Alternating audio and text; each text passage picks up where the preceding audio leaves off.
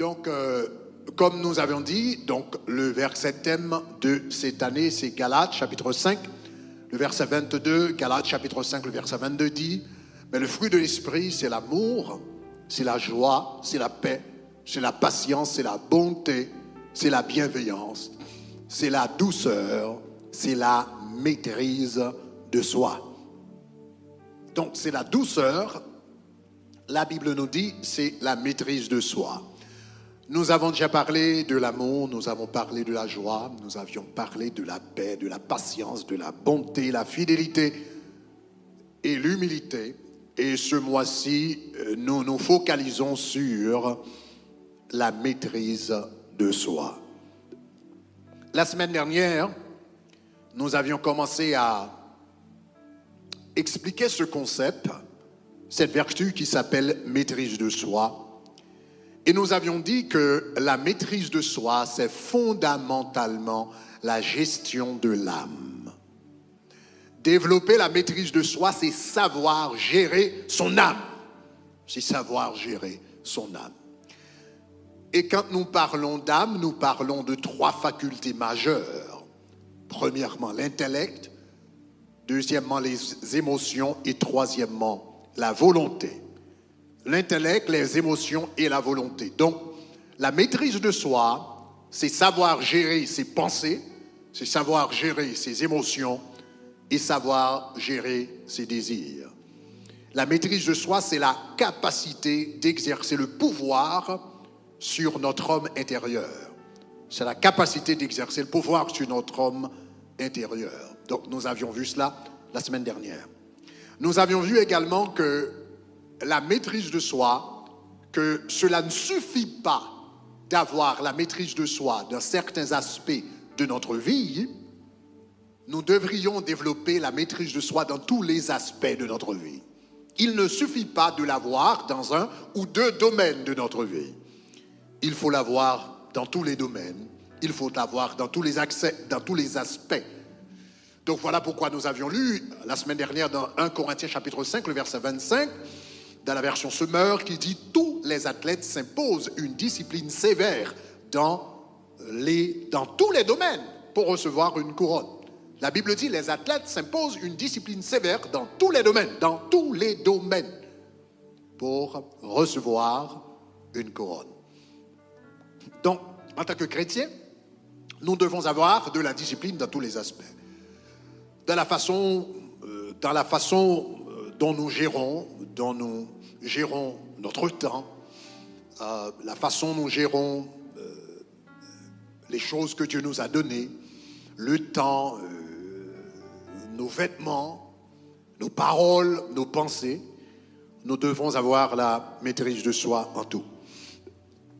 Et à la fin, nous avions vu que la maîtrise de soi, c'était l'expression de leadership. C'était l'expression la plus pure et la plus éthérée du leadership. Donc c'est beaucoup plus facile, la Bible nous dit, de conquérir une ville que de conquérir son âme. C'est beaucoup plus facile de conquérir une ville que de contrôler son âme. Donc la forme de leadership, donc la plus élevée, la plus pure, c'est la maîtrise de soi.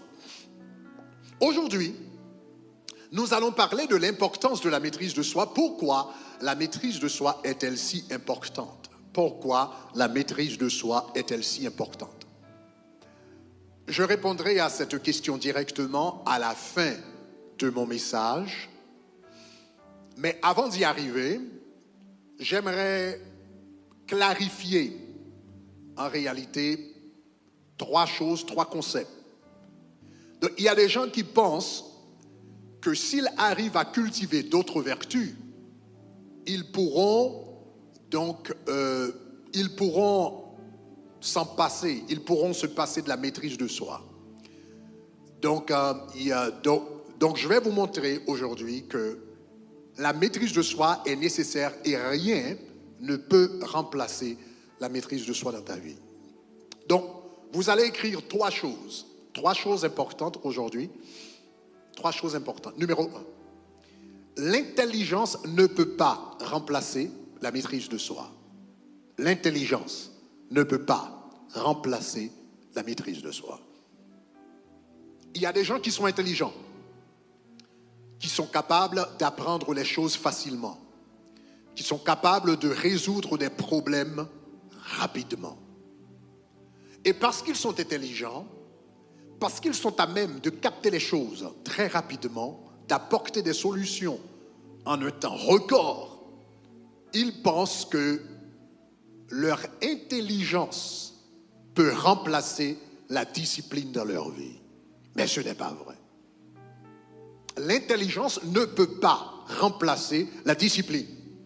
L'intelligence ne peut pas remplacer la maîtrise de soi. Et ça, je vous le dis parce que je l'ai appris d'expérience personnelle. C'est quelque chose que j'ai appris d'expérience personnelle. Quand j'étais à l'université à New York, je prenais une classe de physique. Et il y avait une jeune fille dans ma classe qui venait d'Haïti, d'immigrer aux États-Unis, à peine d'Haïti. Et j'avais deux avantages par rapport à cette jeune fille. Premièrement, je parlais l'anglais et elle ne parlait pas, elle ne comprenait pas l'anglais. Deuxièmement, j'avais la capacité de capter les concepts scientifiques beaucoup plus rapidement qu'elle. Donc je pouvais juste entendre mon professeur, écouter avec attention mon professeur, et sans prendre de notes, je pouvais tout comprendre. Donc j'avais la capacité de capter les concepts scientifiques très très rapidement. Donc, cette jeune fille qui était dans ma classe de physique, elle ne comprenait pas l'anglais, elle ne comprenait pas la physique. Donc, chaque semaine, à la fin du cours, elle avait l'habitude de venir me voir pour que je lui explique en créole ce que le professeur avait dit en anglais. Donc, je faisais des cours particuliers. Je donnais des cours particuliers à cette jeune fille. Et quand on nous a donné notre premier examen, j'ai eu un 93 sur 100. Et quand elle m'a montré ses résultats, il avait eu 98 sur 100. C'était bizarre, c'était étrange, parce que je lui donnais des cours. Mais elle avait de meilleures notes que moi. On nous a donné le deuxième examen. Quand on a donné le deuxième examen, j'ai eu 94, j'étais content, jusqu'au moment où j'ai regardé ses résultats. Et je me suis rendu compte qu'elle a eu 99 sur 100. Alors je lui ai demandé, je lui ai dit, écoutez, j'aimerais savoir si c'est vrai que tu ne comprends pas l'anglais ou tu es en train de gaspiller mon temps. Parce que comment se fait-il que je suis en train de faire des cours pour toi et toi tu as de meilleures notes? Et voilà ce qu'elle m'a répondu. Elle m'a dit que je sais que je ne parle pas l'anglais. Donc elle m'a dit, après avoir reçu les explications de toi, elle m'a dit que je passe la semaine à travailler sur les problèmes, à travailler et retravailler donc ces problèmes de physique. Donc je travaille la physique chaque jour. J'avais l'intelligence, mais elle avait la discipline.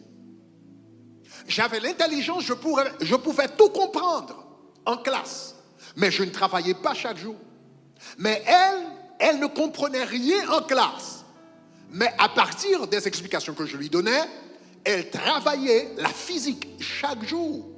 Et à la fin, elle a eu de meilleures notes que moi. J'avais l'intelligence, elle avait la discipline, et à la fin, elle a reçu les meilleures notes. Pourquoi? Parce que l'intelligence ne remplace pas la discipline. L'intelligence ne remplace pas la maîtrise de soi dans la vie. Si tu n'as que l'intelligence dans la vie, tu n'iras pas très loin. Tu vas gaspiller ton talent. Tu vas gaspiller ton intelligence. Tu vas gaspiller ton savoir. Tu vas gaspiller ton éducation. Parce que l'intelligence, le savoir et même l'éducation, donc s'il n'est pas accompagné, ces choses-là, s'ils ne sont pas accompagnés de la maîtrise de soi, ne vous emmènent pas trop loin dans la vie.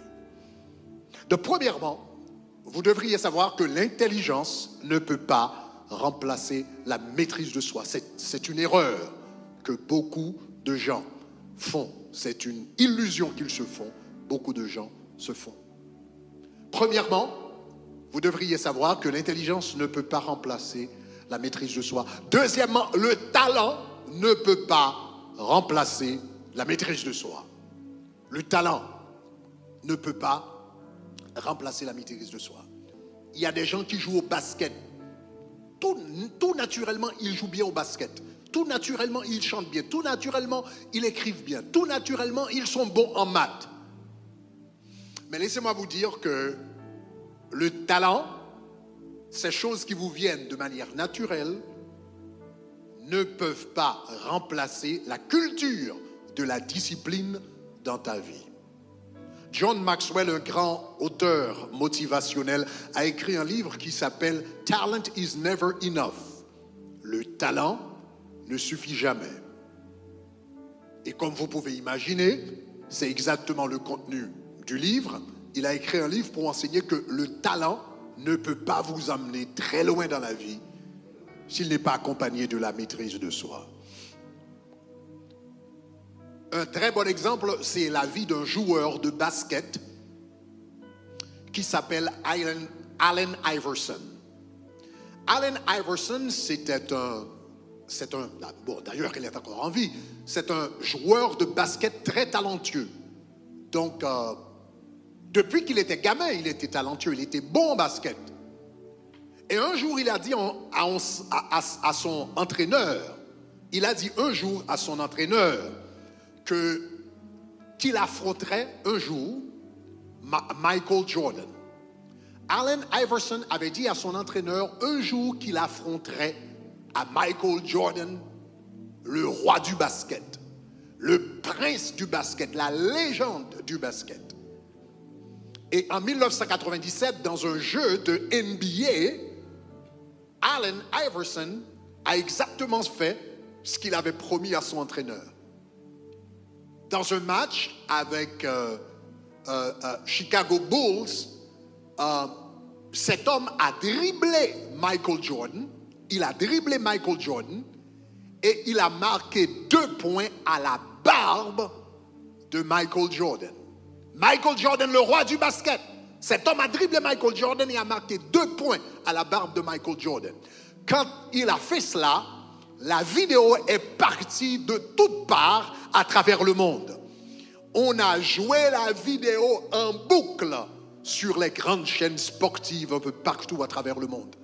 Tout le monde se demandait, est-ce que ce jeune homme allait être une légende beaucoup plus fameuse que Michael Jordan? Est-ce que cet homme allait être beaucoup plus grand que Michael Jordan? Il était plus jeune et apparemment plus talentueux que Michael Jordan. Mais cependant, Allen Iverson avait un problème. Il avait le talent, certainement. Mais il lui manquait la discipline. Il avait une confiance exagérée dans son talent.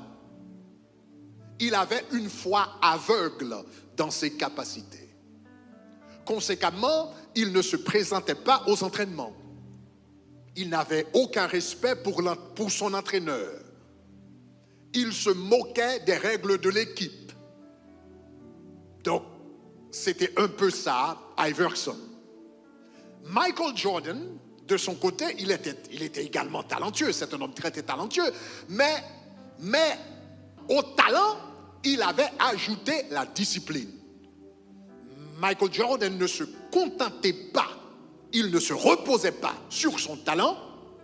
Il a ajouté la discipline, il a cultivé la discipline, il a cultivé la maîtrise de soi, il a cultivé la maîtrise de l'âme. Donc il avait un profond respect pour son entraîneur, il prêtait attention aux règles de l'équipe, et quant aux entraînements, cet homme s'entraînait 5 à 6 heures de temps par jour. Et quel est le résultat? Iverson, apparemment peut-être un peu plus talentueux, mais Michael Jordan, beaucoup plus discipliné que cet homme. Et quel est le résultat? Aujourd'hui, Michael Jordan est 6 fois champion de la NBA, 6 fois champion de basket, 6 fois champion de la NBA. Iverson n'a remporté aucun championnat. 0. Michael Jordan vaut plus de 1 milliard 600 millions de dollars. Mais Iverson vaut à peine 1 million de dollars. Michael Jordan est un nom qui est connu à travers le monde entier. Mais pour la majorité d'entre vous ce matin, c'est la première fois que vous entendez parler de Allen Iverson. Il avait le talent. Mais Michael Jordan avait la discipline. La discipline l'emporte toujours sur le talent. La discipline l'emporte toujours sur le talent. Donc, puisque vous avez certains talents, vous pouvez négliger la maîtrise de soi dans ta vie.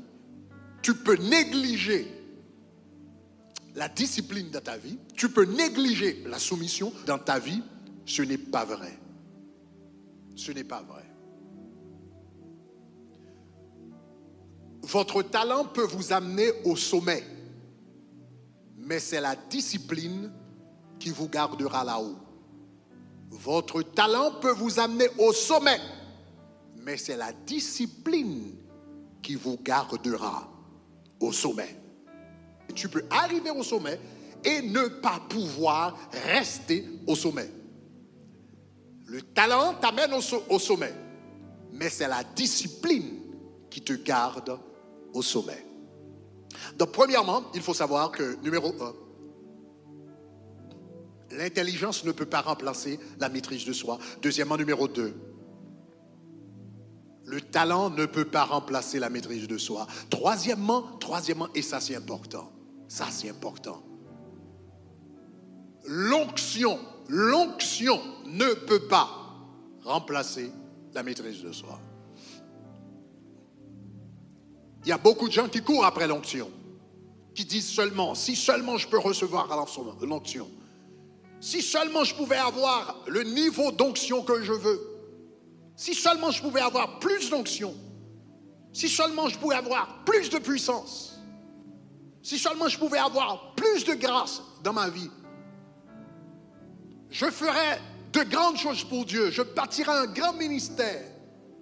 Avec l'onction c'est ce qu'il me suffit. Avec l'onction, je peux ressusciter les morts. Avec l'onction, je peux guérir les malades. Avec l'onction, je peux libérer les captifs. Tout ce qu'il me faut, c'est l'onction. Ce n'est pas vrai.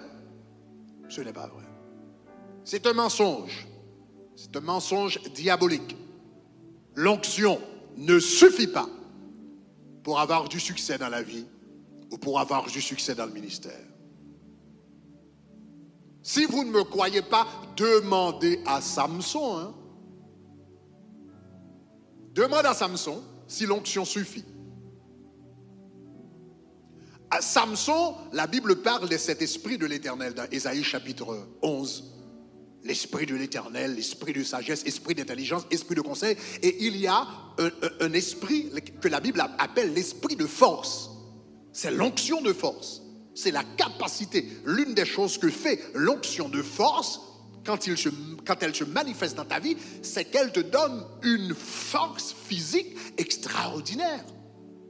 Par la puissance du Saint-Esprit, tu arrives à faire des choses physiquement qui ne sont pas possibles. Et c'est ce que nous avions constaté dans la vie de Samson. La Bible dit que cet homme avait l'onction du Saint-Esprit. Quand le Saint-Esprit de Dieu le saisissait, il faisait des choses bizarres, des choses extraordinaires, des choses inhumaines. La Bible raconta l'histoire d'une fois, Samson sortait d'une ville. En sortant de la ville, la Bible dit il a pris la porte de la ville. Je n'ai pas dit la porte d'une maison. J'ai dit il a pris la porte de la ville. Cet homme a pris la porte de la ville et l'a portée sur son dos. et a marché avec cette porte sur son dos durant 32 kilomètres. Il a marché 32 kilomètres avec la porte d'une ville sur son dos pour arriver au sommet d'une montagne. Extraordinaire. Il avait l'onction de force. Cette onction de force s'est manifestée également quand un lion est venu attaquer Samson. La Bible dit une fois qu'il marchait, un lion est venu l'attaquer. La Bible dit qu'il a pris le lion par la gueule et la Bible dit qu'il l'a déchiré. Un homme qui a déchiré un lion. Imaginez ça. Quelle onction! Onction extraordinaire. La Bible raconte une autre fois qu'une armée s'est fondue sur lui. Une armée s'est fondue sur Samson. 1 contre 1000. Il a pris la mâchoire d'une âne. Et la Bible dit, avec la mâchoire d'une âne, il a frappé 1000 soldats à mort. Avec simplement la mâchoire d'une âne. Donc, vous pouvez imaginer, cet homme avait une onction extraordinaire. Samson avait l'onction, mais il lui manquait quelque chose. Qu'est-ce qui lui manquait? La maîtrise de soi. Il lui manquait la discipline. Il lui manquait la soumission. Il lui manquait l'ordre. Il n'avait pas d'ordre dans sa vie. Donc, la Bible nous raconte, en tant que naziréen, la loi lui interdisait de s'approcher des cadavres. Mais une fois, quand il a eu faim, il a vu du miel sur la carcasse d'un lion qu'il avait tué précédemment. Il s'approcha, prit le miel et en mangea. Mais il ne devait pas s'approcher d'un cadavre. Mais il l'a fait parce qu'il n'avait pas la maîtrise de soi. La Bible prohibait, la loi le prohibait également de se mêler avec des femmes étrangères. Mais quand Samson a vu une Philistine qu'il aimait, il a passé outre de toute interdiction divine. Il ne voulait pas entendre non, il ne voulait pas recevoir un non de la part de ses parents.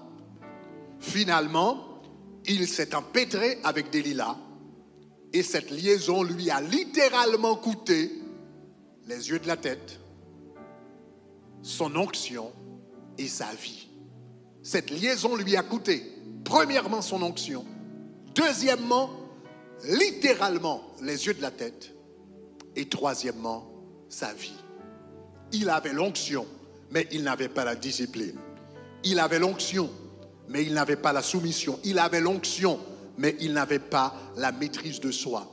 Parce que l'onction sans la discipline devient une force négative dans ta vie. Je reprends. L'onction sans la discipline peut devenir une force destructrice dans ta vie. L'onction parfois détruit quand elle n'est pas accompagnée de la discipline. Samson avait l'onction, mais il n'avait pas la discipline et sa vie a été détruite à la fin. Donc, je vous ai dit que premièrement, il y a 3 erreurs que les gens font. Premièrement, ils pensent que l'intelligence peut remplacer la discipline. Deuxièmement, ils pensent que le talent peut remplacer la discipline. Troisièmement, ils pensent que l'onction peut remplacer la discipline. Ce n'est pas vrai. Aucune de ces vertus ne peut remplacer la discipline. Maintenant, je conclus avec cette question. Pourquoi la discipline est-elle si importante? La discipline est importante. La meilleure façon de vous l'expliquer, c'est de vous lire la déclaration de Salomon. Regardez ce que Salomon dit dans Proverbes chapitre 25, le verset 28. Dans Proverbes chapitre 25, le verset 28, Salomon dit « Comme une ville forcée, sans muraille, ainsi est l'homme qui n'est pas maître de lui-même. » Comme une ville forcée et sans muraille, ainsi est l'homme qui n'est pas maître de lui-même. Donc la Bible dit, l'homme qui n'est pas maître de lui-même est comme une ville sans muraille. Une ville qui est sans muraille peut être facilement prise par des ennemis. Et la Bible dit, peu importe ton niveau d'intelligence, peu importe le talent que tu possèdes, peu importe ton niveau d'onction, la Bible dit, si tu n'as pas la discipline, tu es comme une ville qui est remplie de biens, tu es comme une ville remplie de trésors, ton âme, parce que ça c'est l'âme. Quand tu n'as pas la discipline, ton âme c'est comme une ville remplie de trésors. Il y a de l'intelligence dans ton âme. Il y a du talent dans ton âme. Il y a de l'onction. Il y a tout. Ton âme est chargée de trésors. C'est comme une ville chargée de trésors, chargée de biens, excepté qu'il n'y a pas de muraille. Conséquemment, l'ennemi peut venir à n'importe quel moment et piller tout ce que vous avez. L'ennemi peut venir avec n'importe quel moment et dérober tout ce que vous avez. Donc voilà pourquoi je vous ai dit que l'intelligence ne remplace pas la discipline, le talent ne remplace pas la discipline, l'onction ne remplace pas la discipline. Ces choses-là peuvent te propulser au sommet. Mais arriver au sommet, si tu n'as pas la maîtrise de soi, tu n'es pas protégé. Voilà pourquoi il y a des gens qui montent rapidement au sommet. Et en un clin d'œil, ils sont tombés. En un clin d'œil. Donc, ils montent rapidement et ils descendent rapidement. Ils montent rapidement et l'échec vient également rapidement. Parce qu'ils n'ont pas de discipline. Donc, cette semaine, vous allez demander au Seigneur de te donner la discipline. La discipline, c'est une muraille de protection. La discipline est une muraille de protection pour toi. Si tu n'as pas de discipline, ton mariage n'est pas protégé. Tu peux avoir un mariage heureux aujourd'hui, mais sans la discipline, l'adultère viendra demain.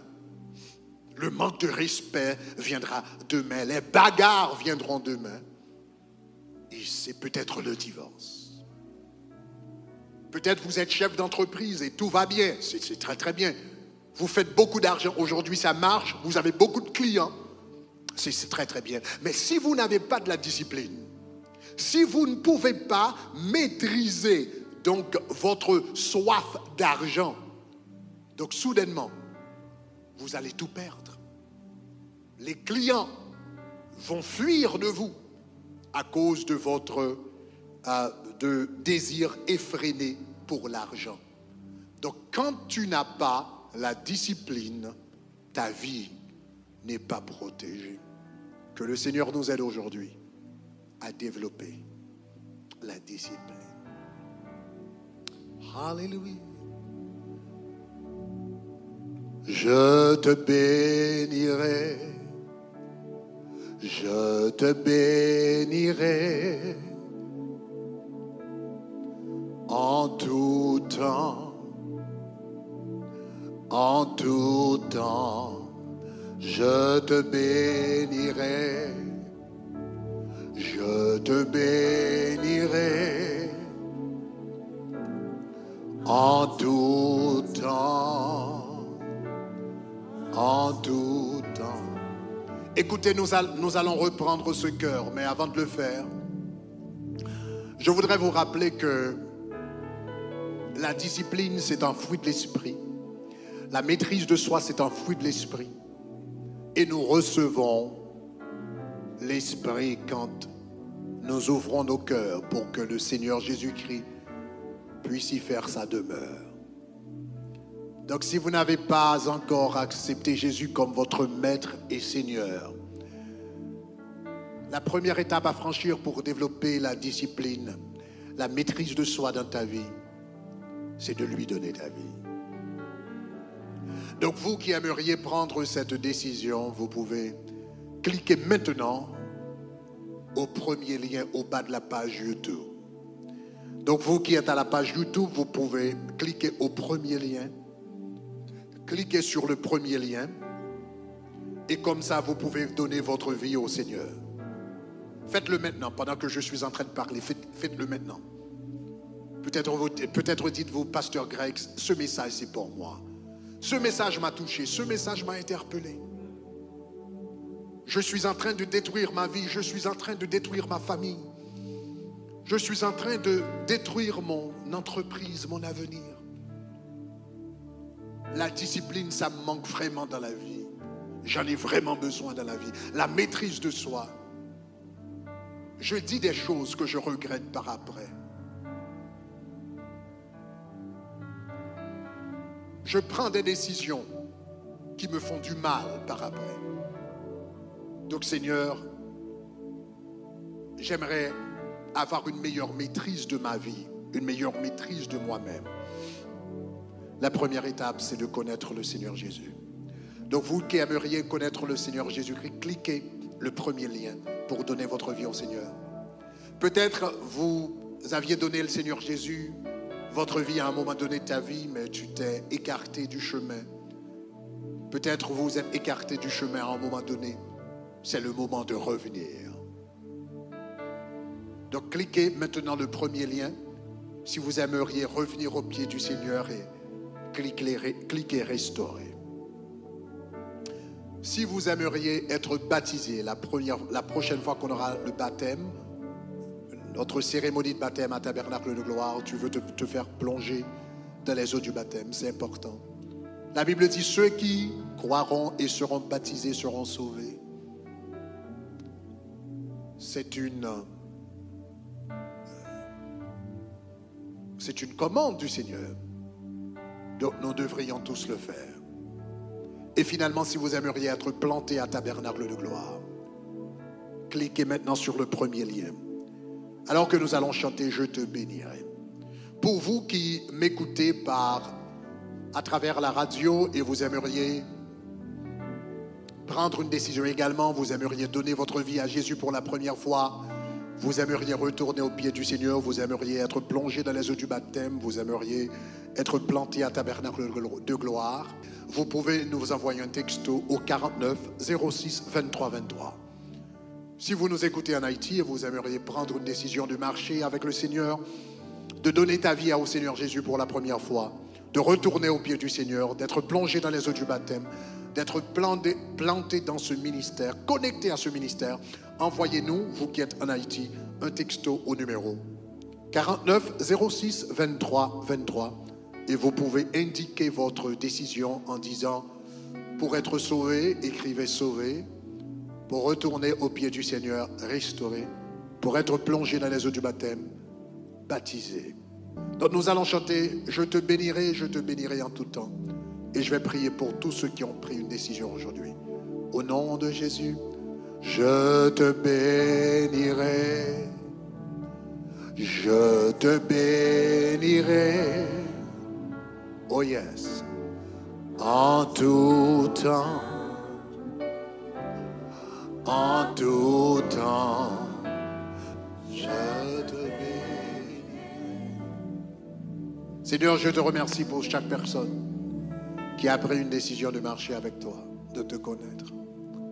Je te demande, Seigneur, de les bénir là où ils sont. Nous te demandons, Seigneur, de leur accorder, premièrement, la grâce de Jésus-Christ, la présence de Jésus-Christ dans leur vie. Deuxièmement, le fruit de l'Esprit, avec toutes ses manifestations. Et troisièmement, la maîtrise de soi. Merci Seigneur pour tout ce que tu as fait. Au nom de Jésus. Amen. Donc vous qui avez pris une décision, vous pouvez vérifier à la maison, vous pouvez vérifier votre boîte aux lettres électronique. Votre boîte aux lettres électronique. Et vous allez recevoir un email de notre part. Si vous êtes, j'avais oublié, mais si vous nous regardez dans l'un de nos campus et vous aimeriez prendre une décision, ce n'est pas trop tard. Vous n'avez qu'à lever la main, ils vous donneront le formulaire et ce sera votre façon de dire « Seigneur, je veux marcher avec toi ». Donc faites-le maintenant. Que le Seigneur vous bénisse abondamment. Soyez bénis.